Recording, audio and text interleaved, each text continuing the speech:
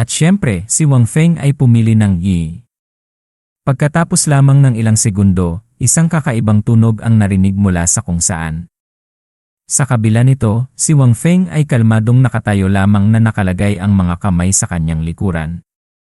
Si Li He naman ay may mapagmatsyag na tingin sa direksyon kung saan nagmula ang tunog. At tiyak na hindi lamang si Li He ang naghahanap, pati na rin si Ling Fiyu at si Li Qing ay nagpalingalinga upang hanapin kung ano ang pinagmulan ng tunog na iyon.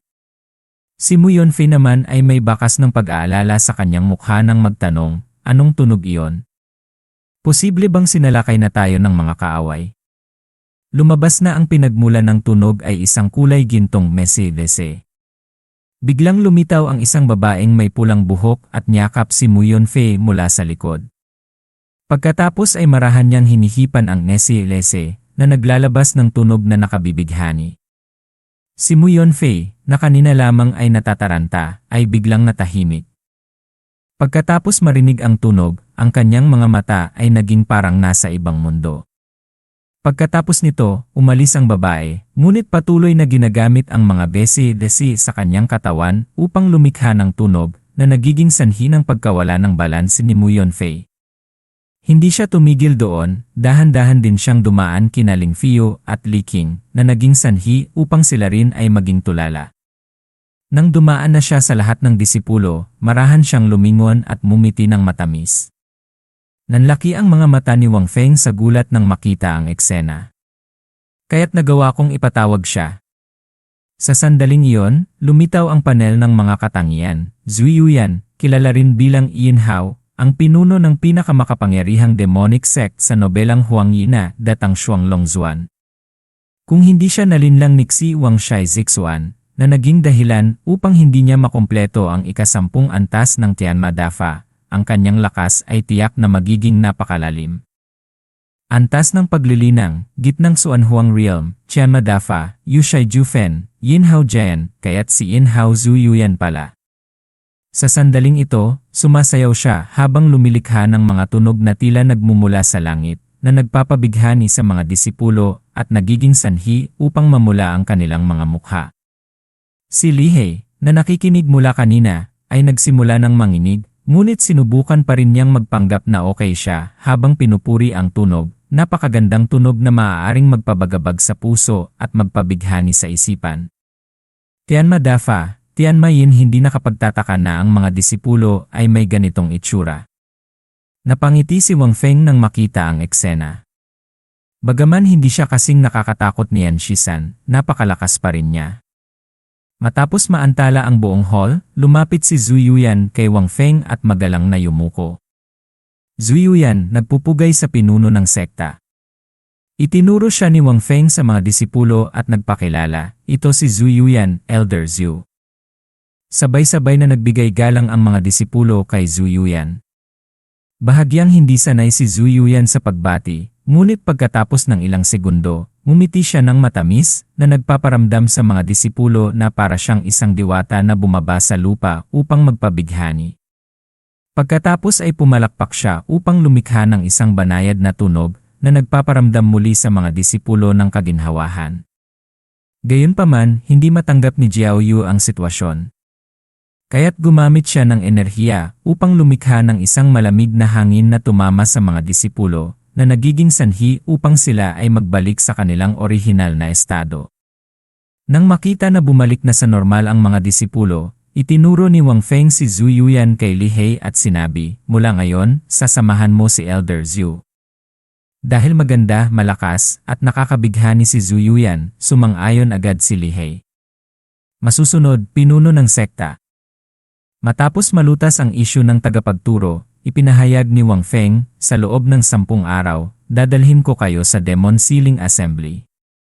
Kaya't sa loob ng 10 araw na ito, sumunod kayo sa inyong mga tagapagturo at mag-focus sa paglilinang. Sumagot ng malakas ang mga disipulo, tiyak na hindi namin bibigin ang pinuno ng sekta. Ilang sandali pa, sa pangunahing hall ng Divine Immortal Sect, lahat ng mga disipulo at elder ay umalis na. Si Wang Feng lamang ang mag-isang nakaupo sa loob. Dahil walang magawa, binuksan niya ang system panel upang suriin ang kanyang mga puntos ng sekta. Ngayon ay mayroon na akong malaking bilang ng mga puntos ng sekta, 100,000. Bakit hindi ko subukan ang pagguhit? Pagkasabi niya nito, tinawag niya ang system at gumastos ng 1,000,000 puntos ng sekta upang gumuhit. Maraming mga notification ang lumitaw. Congratulations, nakuha ng host ang 1/10 ng paglilinang ni Yan Shisan. Congratulations, nakuha ng host ang Swanji ng Yinhao, Yusha Jufen. Congratulations, nakuha ng host ang Swanji ng Yinhao, Tian Madafa. Ang natitira ay mga pagbati sa pagkuha ng 1/10 ng iba't ibang elder. Matapos gumuhit, umiti si Wang Feng at sinabi sa system. Ipadala ang Tian Madafa sa akin. Matapos matagumpay na maipadala ang Tian Madafa, nagtanong si Wang Feng, sapat na ba ang paglilinang na nakuha ko upang itaas ang aking paglilinang sa Xuanzun Realm?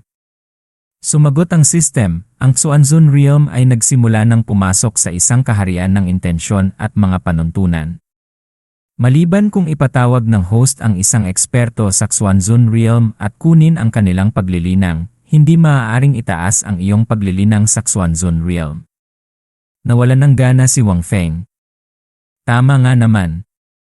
Kung ang Xuanzun Realm ay ganoon kadaling maabot, hindi sana lahat ng mga eksperto sa 3 imperyo ay nasa Xuanhuang Realm lamang. Lumipas ang 10 araw. Si Wang Feng, kasama ang mga elder at disipulo, ay nakatayo sa harap ng isang sira-sirang kubo. Tiningnan niya ang mga disipulo at pinuri sila, hindi masama. Matapos ang inyong pagsasanay sa mga elder, nakita ko na kayo ay tunay na mabilis na umunlad. Tuwang-tuwa ang mga disipulo sa papuri. Si Liking lamang ang medyo mayabang. Ngunit muling nagbago ang ekspresyon ni Wang Feng, ngunit kulang pa rin ito sa aking inaasahan. Nanginig si Liking at umiyak. Pinuno ng sekta, kung magpapatuloy ako sa pagsasanay, tiyak na papatayin ako ni Elder Yu. Itinaas ni Wang Feng ang kanyang kamay at nagpanggap na may hawak na baril. Hindi pa yon sigurado. Pagkasabi niya nito, tinawag niya ang system upang ipadala ang lahat ng paglilinang na nakuha niya dati kina Liking, Lin Fiyu, Li He, at Mu Yonfei. Itinuro niya ang ulo ng bawat disipulo at naglabas ng gintong ilaw. Paglilipat ng paglilinang mula sa malayo. Nag-anunsyo ang system, ang paglilinang ni Liking ay tumaas sa panimulang realm ng pagpasok sa sagradong hall. Ang paglilinang ni Ling Fiyu ay tumaas sa Rurok Realm ng pagpasok sa Sagradong Hall. Ang paglilinang ni Li He ay umangat sa panimulang kaharian ng Monarch. Ang paglilinang ni Mu Yonfei ay tumaas sa Rurok kaharian ng Monarch. Tuwang-tuwa ang mga disipulo at nagpasalamat kay Wang Feng. Namangha si Mu Yonfei at magalang na yumuko. Hindi ko akalain na mayroon ding ganitong ang pinuno ng sekta. Tiningnan siya ni Liking na may ngiti. Hindi ka na dapat magulat. Noong nakaraan, tinulungan ng pinuno ng sekta si Elder Ye na umangat mula sa Rurok kaharian ng Monarch hanggang sa panimulang Xuanhuang Realm. Hindi pinansin ni Wang Feng ang sinasabi ni Liking. Tumalikod siya kay Xuanxia at nagtanong, Xuanxia, saan na ang sasakyan na sinabi kong ihanda mo?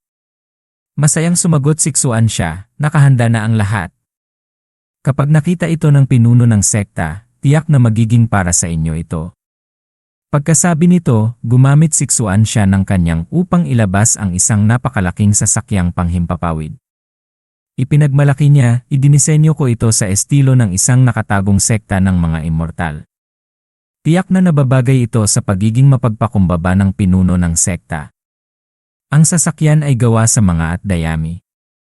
Sa itaas, mayroon ding kubo na katulad ng kay Wang Feng.